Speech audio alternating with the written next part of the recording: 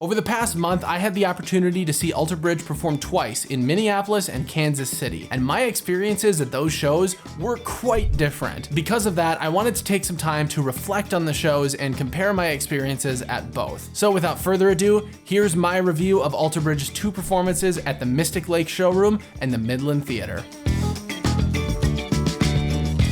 First things first, the performance venues could not have been more different for these two shows. In Minnesota, Alter Bridge performed at the Mystic Lake Showroom, which is inside one of our biggest casinos, while Kansas City's show was at the Midland Theater, a classic Broadway venue. Where Mystic Lake had modern leather seats and massive monitors for live camera feeds, the Midland had historical wooden chairs and ornate paintings and moldings. The vibes entering the theaters were quite different because of this, and at Mystic Lake, it felt much more like I was at a rock show than at the Midland. Kansas City's venue was reminiscent of the Orpheum or the Guthrie in Minneapolis, which are not intended for rock and metal concerts. That said, the Midland still worked well as a rock venue, and the classical vibe of the theater didn't interfere with the quality of the performance in the slightest. What did make a sizable difference though were the locations of my seats. At the Midland, I was in the center of the upper balcony, at least a few hundred feet away from the stage. It was practically a bird's eye view of the show, and I didn't hardly have to move my eyes to see every member of the band. However, at Mystic Lake, I was in the third row, slightly to the left of center stage. I had an unobstructed view of every member of the band in detail,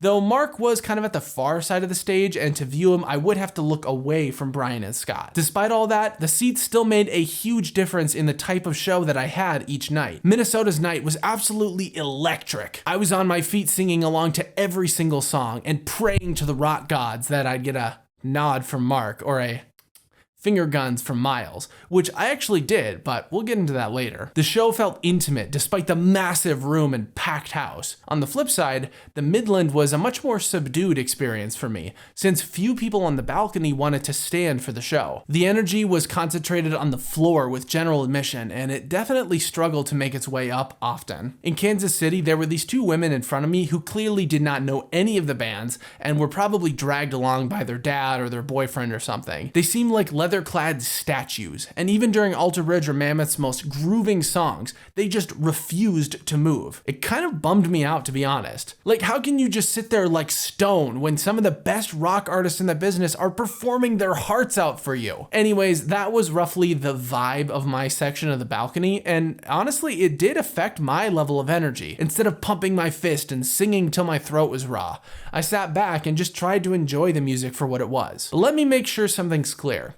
I still had a great time at the Midland despite being seated much further away from the stage. It was just a different kind of experience, like what you might have at a big stadium when you're way up in the nosebleeds and it's easier to look at the screens than the bands themselves. Another difference I noticed was in the volume of the show, which was impacted by my seat location. At Mystic Lake, I was practically in line with the largest speakers, meaning that the cone of sound was projecting behind me rather than into my face. As a result, I was actually able to take out my earplugs for select songs without feeling like my head was just gonna explode. That was not the case at the Midland though. The speakers were squarely in front of me, meaning I was being hit with the full force of the band, and good God, was it loud. Genuinely, I don't think I would have lasted 10 minutes in that concert without earplugs, and I hope everybody else around me had them too. I checked a decibel reader during one of AV's louder songs, and it reached 114 decibels several times, which is well above the threshold for hearing damage when exposed for more than a few minutes. Let this be a lesson to you all. Earplugs are absolutely necessary at rock concerts when you're sitting in front of the speakers. And speaking of earplugs,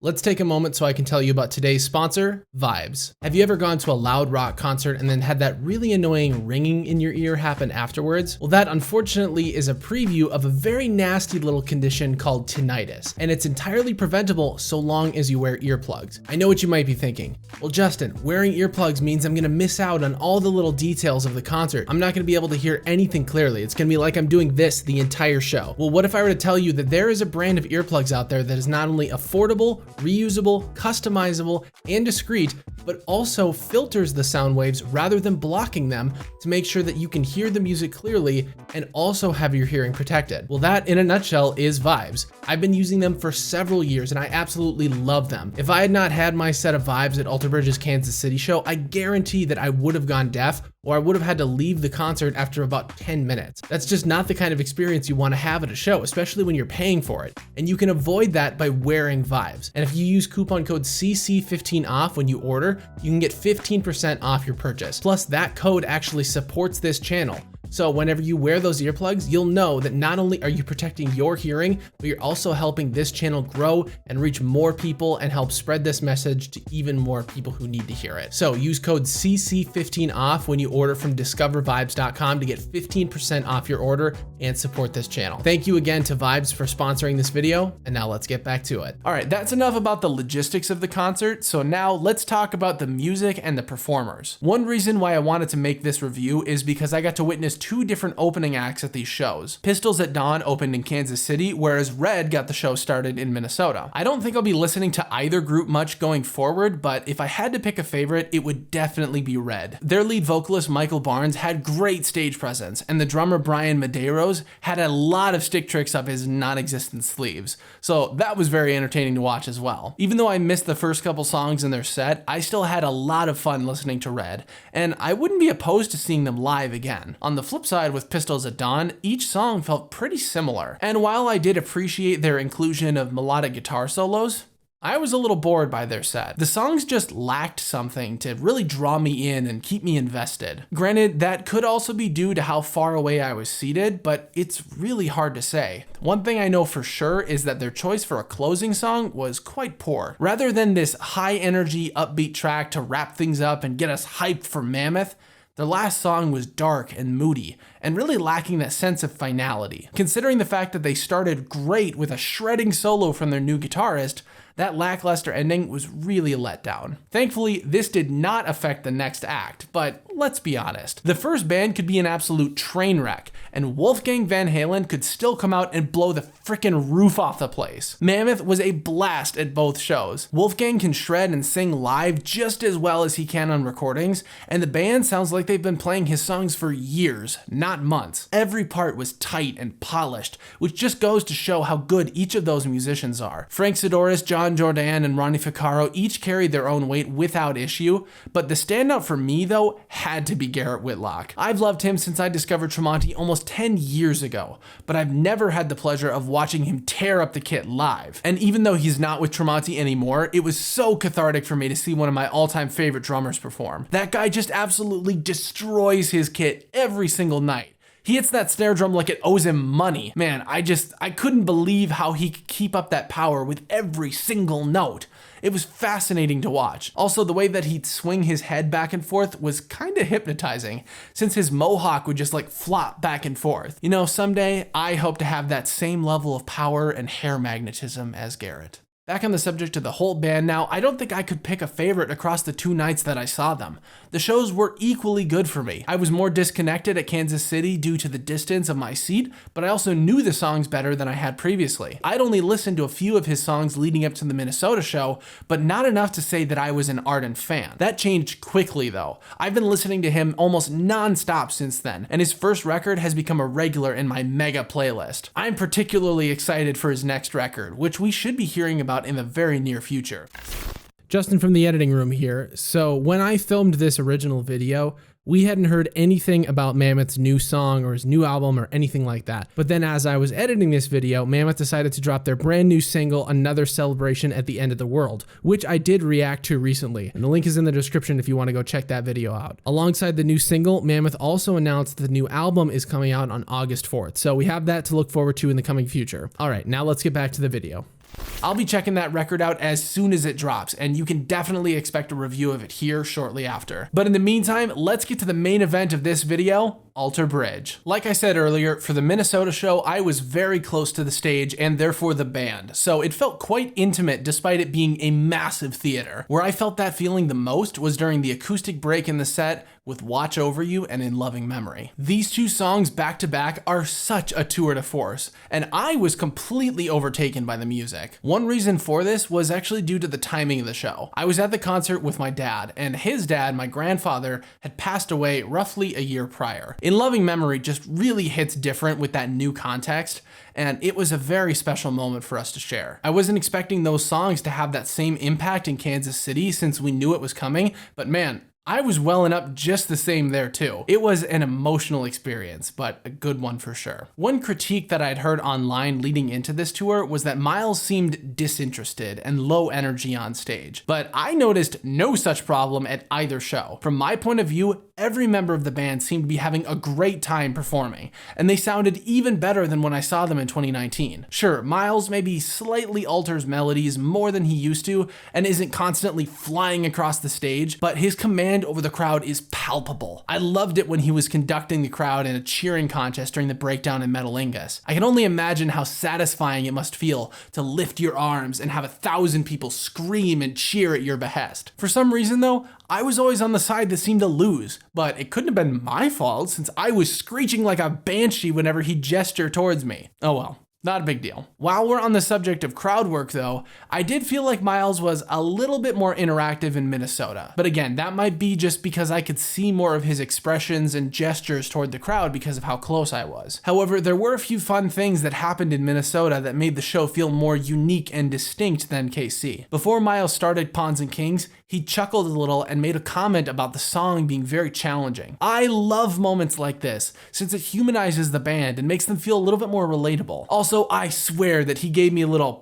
finger gun during Rise Today, though it is hard to say for sure since he could have been pointing to someone near me instead. Another thing that happened in Minnesota that wasn't so little was actually a mistake made during the latter half of the set. Following the conclusion of Waters Rising, the stage went black and the band let the final chord ring out to fill that transition into isolation. After a few seconds, Flip counted in the start and the band joined for one of the best song intros in AB's entire catalog. Well, I said the band when what I really meant was most of the band. In the chaos of the transition, Brian somehow got hung up and didn't actually have his bass on when the song started, and no one else caught it. Scott had to cut the song off after a few seconds, and everybody had a good laugh over it, though I'm sure it was somewhat embarrassing for the band. Doesn't matter if you've been performing for decades, sometimes mistakes happen, and it never feels that good. I could tell that they wanted to avoid this going forward, since during that same transition in Kansas City, they cut off the suspended chord and took extra time to make sure the whole band was ready for the next song. It wasn't quite as smooth as the attempted transition from Minnesota, but everybody hit that downbeat at the same time. Ultimately, the mistake was no big deal to me or anybody else in the crowd. I had a good laugh, but I don't think less of the band as a result. If we were only judged on our mistakes and not also our successes, nobody would like anyone. So now let's change the subject to something more intentional. One of the standout tracks from both nights was Burn It Down with Mark on vocals. This has never been my favorite song from One Day Remains, but I'll still listen and jam along with it every now and then. But then I heard Mark sing it live and I was freaking transported. Obviously, I love Miles as a vocalist and I think he delivers a great performance on Burn It Down, but there's just something different about Mark's version. Since he's got a baritone voice instead of a full-on tenor, this song's high notes sit right at the top of his comfortable range, meaning he's got to sing with full power to make sure they sound good. And as we all know, Mark at full strength sounds fantastic. Plus, Burn It Down also has some of those lower notes during the verses and bridge, so Mark's warm, low range can really shine as well. It's just a fantastic song for him all around, and I would love to hear an official recording with him on vocals. Maybe if Alter Bridge does some kind of 20th anniversary album, they'd give that a shot. I'd also love to hear a semi or fully acoustic record so that way we can hear properly mixed versions of Watch Over You, In Loving Memory, and others. But at the end of the day, any new content they provide will be good enough for me. Speaking of new content, one change the band made for the Kansas City show was to include the one song from the new record I was desperately hoping to hear. Holiday. I know it's not everybody's favorite song from the new album, but I've really grown to love this track over the last few months, and it was so satisfying to hear it performed live. I did snag a video of the song, but unfortunately it was so loud in that theater that the recording is just unlistenable. I do hope this song stays in the rotation since it's a great pump up track for the beginning or the middle of the set. And I know that there are many other tracks that people want to hear, myself included, but at least for this tour cycle, I'm glad that it's made an appearance. The last story I want to share is one that I already alluded to in a community post after the Minnesota show. After the final song, the band performed the customary tradition of tossing out souvenirs to the audience in the form of drumsticks, guitar picks, and set lists. I was inches, literal inches away from getting a drumstick from Flip, but I missed that catch. I thought, all right, that's it. I'm not getting anything tonight. But apparently, Mark Tremonti had different ideas. He crossed the stage and pointed directly at me, indicating that he was about to pass the set list my way. I couldn't believe that he was actually gesturing at me, and I tried to play it cool in case he was actually looking at somebody else. But lo and behold, he folded up that list and sent it through several rows of people for it to end up in my hands. And I'm sure I looked absolutely starstruck when it happened. The funniest part about this whole thing though is that Mark actually folded the taped parts together, so afterwards I couldn't get it unfolded without having to cut the tape off. Thankfully, I was able to get it without destroying too much of the set list, and now I got it framed. Someday, if I get the chance to talk to Mark, I am definitely gonna tell him this story. My dad is convinced that he gave me the set list because he recognized me from this channel, but I have no idea if it was actually that, or just that he saw some tall dude just like singing like crazy and thought, he looks like he'd appreciate a souvenir. Regardless, Mark, if you happen to be watching this video, thank you so much. It's part of the collection now, and I do hope to add many more in the future. So, did I have fun at these shows? Absolutely not. Worst concerts I've ever been to, total waste of money. In fact, I'm deleting every video of Alter Bridge from this channel, and I will never utter their names again. Nah, I had a great time at both shows, and it was such a blast to have so many unique experiences across the two cities. Alter Bridge absolutely killed it as expected, and Mammoth was a great discovery for me to add to the mix. I'm bummed that I won't be able to see them again for potentially a few years, but hey, who knows? Maybe a company will want to sponsor me for a trip to Download Festival. In the meantime, if you're curious about how Alter Bridge got to where they are now musically speaking, check out this video where I debunk the secret behind their signature sound. Thanks for watching, and I'll see you in the next one.